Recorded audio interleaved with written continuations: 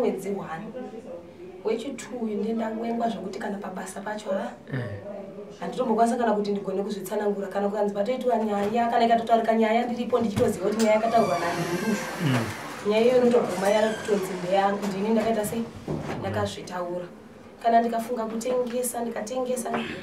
first pandinoti ndahodha utundwa ndahodha tokutengesa nogona kumbototengesawo mbijana zvichibva ipapo zvatova zvikwerete kana zvimwe dzacho mari adzitombobude ndane 6 years ndabva mumarriage kubva ndibva ipapo kana relationship chaicha yanonyatsotiwo ndakapindawo nemunhu wekuti anotonditaurawo zvinhu nemusoro handisati kubva ipapo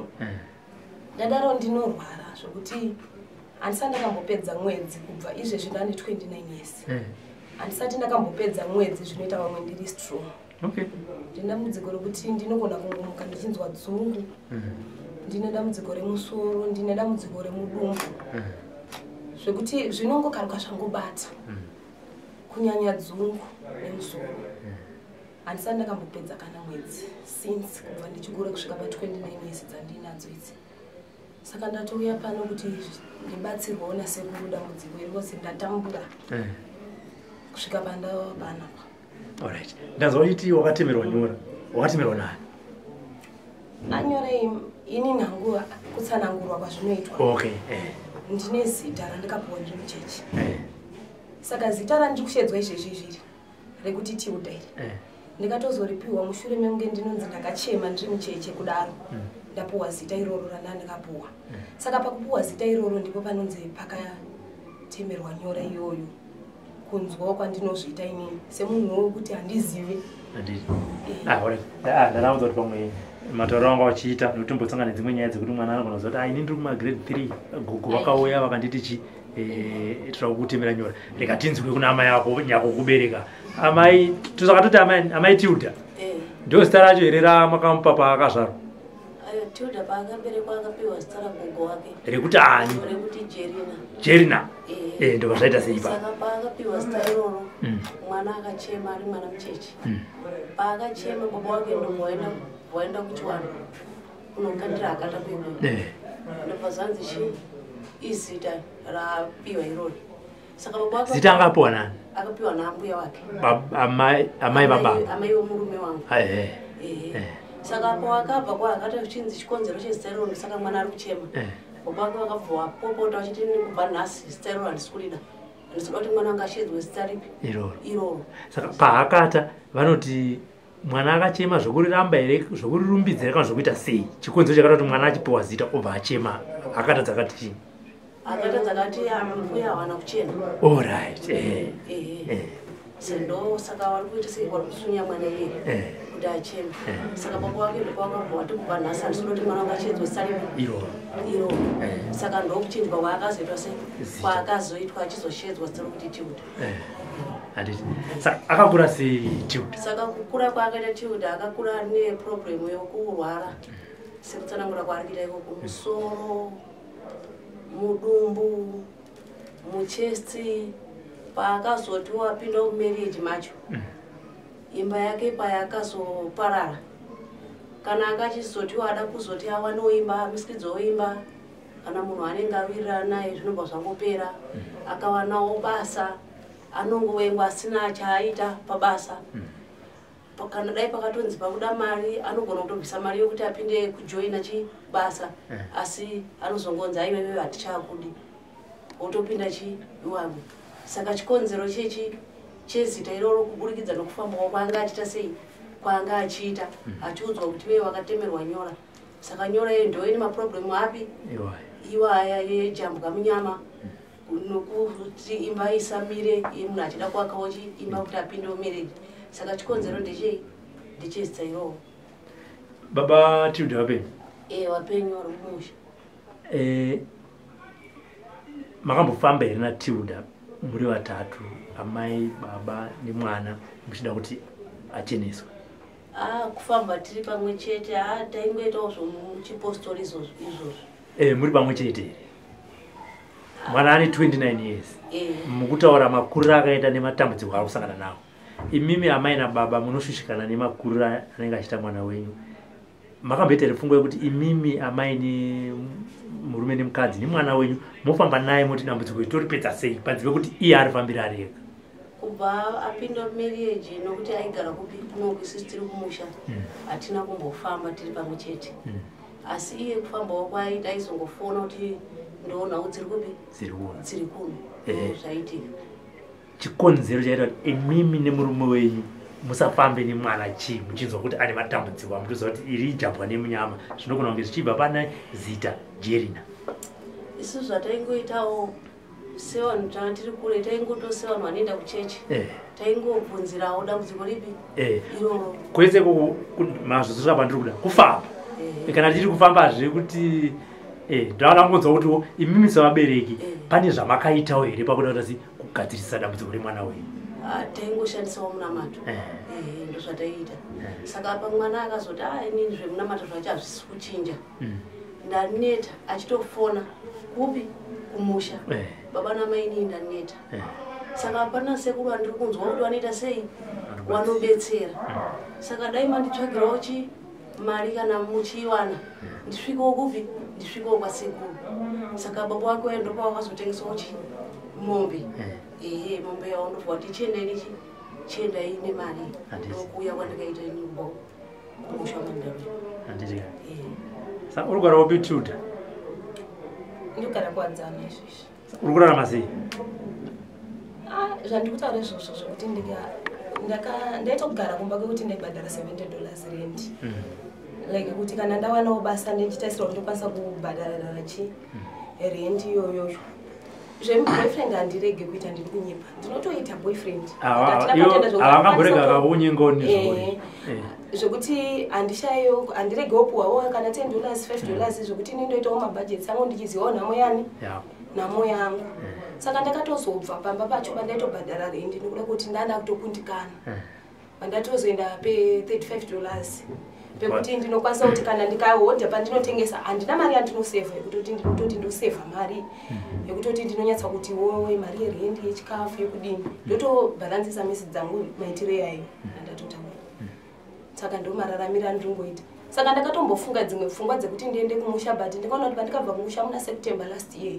ndofunga ndakadhonza mwedzi wese ndisingarari kubva ndabva kumusha ndaingorota ndiri kumusha ikoko pamwe pacho ndichirota ndichimhanyiswa pamwe pacho ndaitorota pachiita sekuti kukuitika hondo but ndingori kumusha saka ine ndiri munin'ina wangu wandinosira ndokana ndaigara ndichimufonera chero usiku ndichimudza kuti iwe ndopedza ndikuita sei dzandiri kurota saka akatanga kutondipopotera kuti ukaenda kugara kumusha uchigara 2 weeks unyatsoziva kuti kumusha ikoko ndokubva kuri kubva mhepo saka ine ndopa ndikazosvikawo pakunetsawo namama ndikati inini zvokumushaka ndiri kunyepa kuti ndichauya zvokutodaro saka imi mukasakwanisa kundiperekedza kwandoda kuti ndiende mundibatsire pana sekuru ndimbonobatsirwawo ikokoko ini kumusha handisi kuita sei handisi kutouya koziri kupatikabva kumusha ikoko ndaita mwedzi wese ndisingarari usiku kupedza ndikusangana nadzo ndezvokuti unomuka usiku ma1 ena handisi nyore kuti unoti uchingorara unorota uri kumusha kwakabva kusvika mwedzi upere ndisingatomborari kana ope ndichiti ndikamukadeso musoro wenenge wabata zvokuti ndisisazivi wanhu anonga kunditi zvoniwo inini zvini wanhu hawatoshamisike wachinji wandogarisana nawo ndikati wati handisi kunzwa musha ndoziva kuti zvatanga musoro wake uye usingapori ine dambudziko irororo ndorimwe chete rina mai vangu ndofunga izvezvi kubva wachipinda mumusha medu kusvika izvezvi ndisati ndakaona wari strong kubva ndichikura inini ine mai vangu chero akafona ari kumusha wakatofona wachinzi wari kurwara iwo wachipora nenyuu zvine zvatobata musoro futi iwoyo dambudziko rangu neramai vangu ritori rimwe chete saka handizivi kuti dambudziko iri iwo mai ndichivabvunzawo hangu pekutanga tivabvunza kuti kome mama saka pamukaroorwa nawangu ndo zvamamuri here kana kuti iwo anoti wakazvitanga wasvikawo musha medu zvokugara uye nematambudziko akafanana neiwayo ekungorwara chii chakanetsa pamakazosiyana nemurume iye kuti ndizosiyana nemurume wangu aigona kubva kumba muswe kana akabuda iri manzi aidzoka muswe yechina saka iti tingamubvunza kuti ukubva kupa indipindiro kuti ari kubva ubhawa saka pamwe pacho tairwa pekutanga aindirova ndisingadzoseri chiti kumusha isusu tenei takakura tichinzwa nemurume haadzoserwi saka pekutanga ndairohwa ndichitiza saka ine pamwe pacho ndikazoguma ndatoudza sekuru vanotedzana namama vanogara iko kwandaigara ndikatoti sekuru inini yezvinezvi ndaniita nekuita sei nekurohwa saka ini ndakutoita sei ndakutodzosera